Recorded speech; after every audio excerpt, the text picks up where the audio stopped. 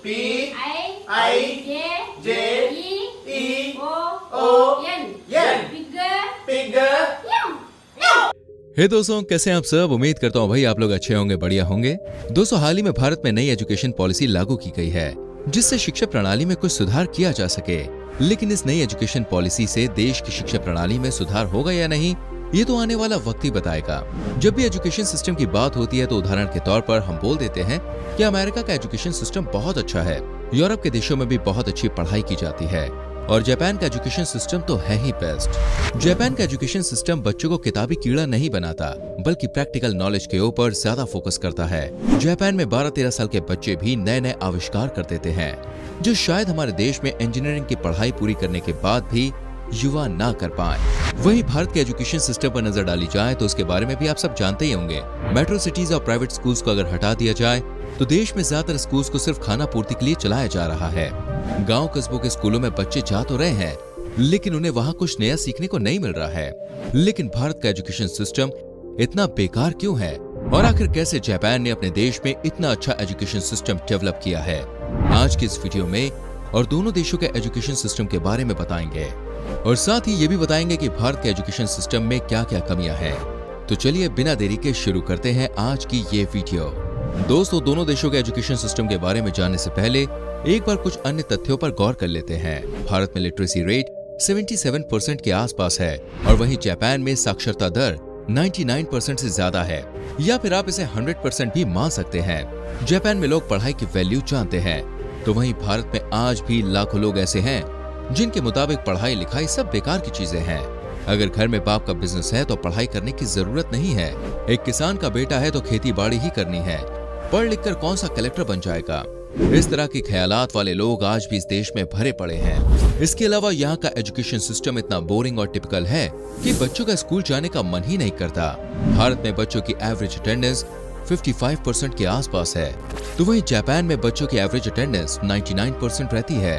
भारत में बच्चों की अटेंडेंस बढ़ाने के लिए कई स्कूलों और कॉलेजेस में 75% अटेंडेंस का नियम लागू कर दिया गया है, लेकिन इससे भी कोई खास फर्क नजर नहीं आ रहा।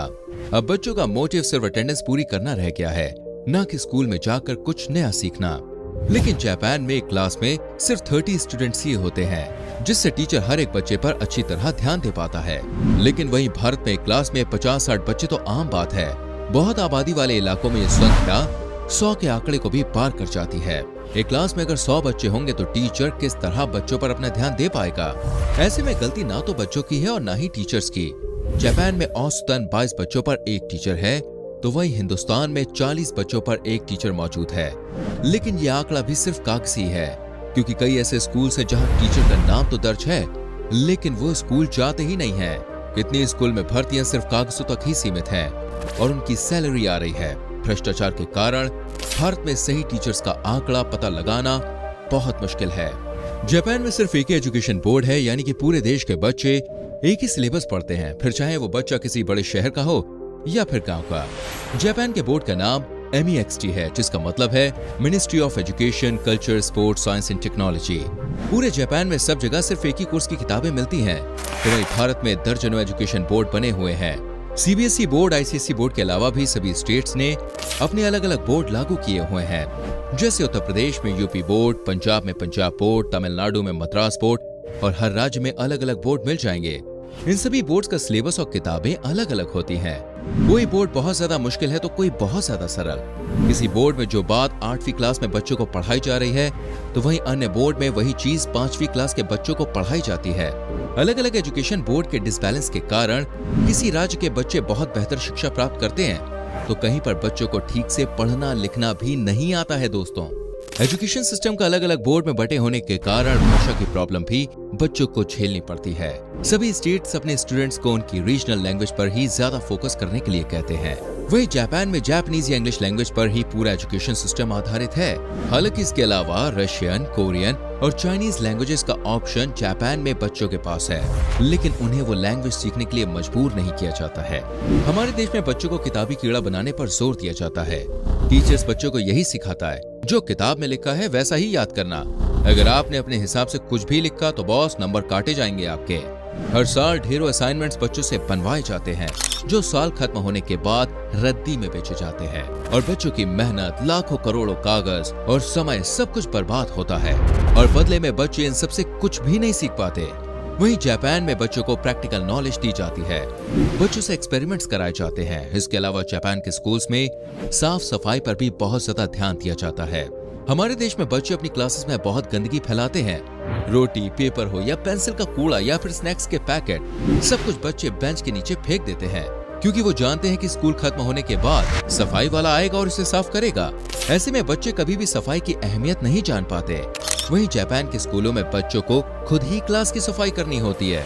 क्लासेस खत्म होने के बाद 1 घंटा बच्चों को स्कूल में ही रुकना पड़ता है और सारे कॉरिडोर्स, क्लासरूम साफ करने होते हैं। हालांकि टॉयलेट साफ करने के लिए अलग से स्टाफ होता है, लेकिन कई बार बच्चों से पनिशमेंट के तौर पर टॉयलेट की भी सफाई करवाई जाती है। इसके अलावा हफ्ते में 1 दिन सभी बच्चों को स्कूल का प्लेग्राउंड और आसपास के पार्क और सड़कों की सफाई भी करनी होती है। कई रिसर्च में ये बात प्रूव हो चुकी है कि बच्चों को स्कूल में शुरुआत के 5 साल जो चीजें सिखाई जाती है ना, या फिर जिस चीज की आदत उन्हें डाली जाती है, वो अपनी पूरी जिंदगी उसी को फॉलो करते हैं। जापान के स्कूल में शुरुआत के 3 साल बच्चों को लिखने पढ़ने से ज्यादा उन्हें अच्छे मैनर्स सिखाए जाते हैं।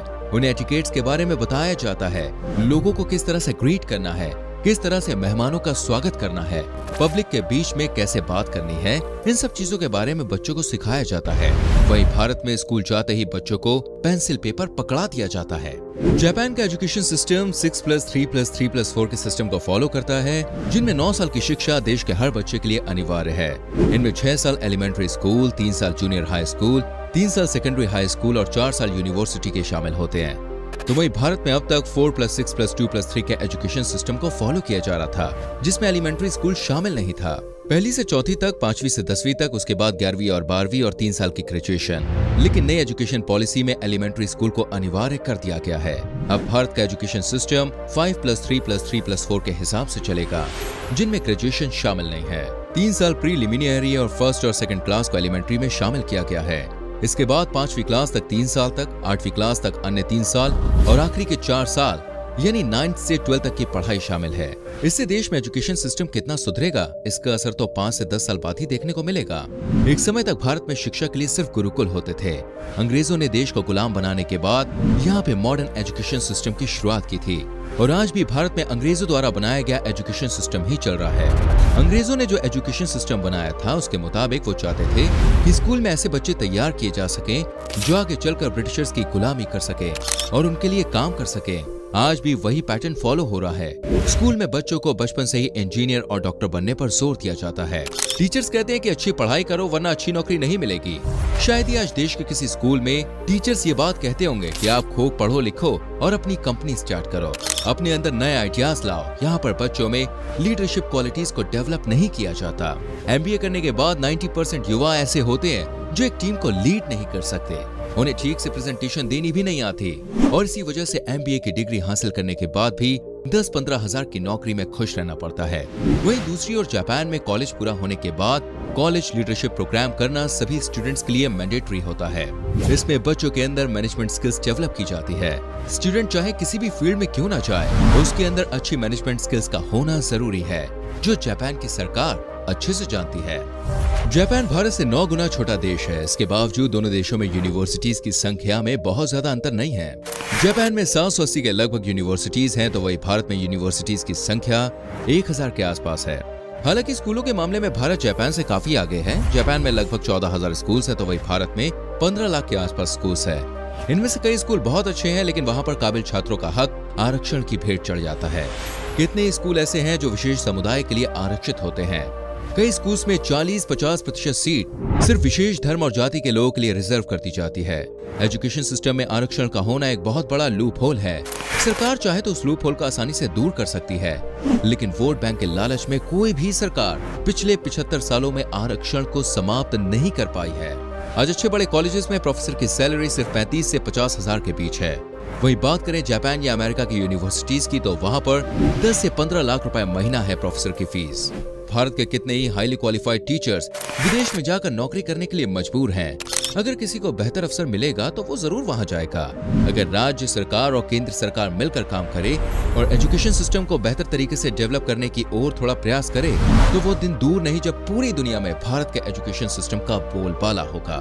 दोस्तों, ये था भारत और जापान के एजुकेशन सिस्टम के बीच का अंतर। हमें नीचे कमेंट करके बताइए आज की वीडियो में आपको इन दोनों एजुकेशन सिस्टम की कौन सी बात सबसे अच्छी या बुरी लगी। साथ ही इस वीडियो को अपने दोस्तों के संग, अपने फैमिली मेंबर्स के साथ शेयर कीजिए और आने वाली वीडियोस को देखने के लिए चैनल को सब्सक्राइब करके बेल आइकन प्रेस करें, जिससे आने वाली वीडियोस के नोटिफिकेशन आपसे बिल्कुल भी मिस ना हो। मिलते हैं दोस्तों आप सभी से अगली वीडियो में। अपना बहुत ख्याल रखिए। Bye bye, take care.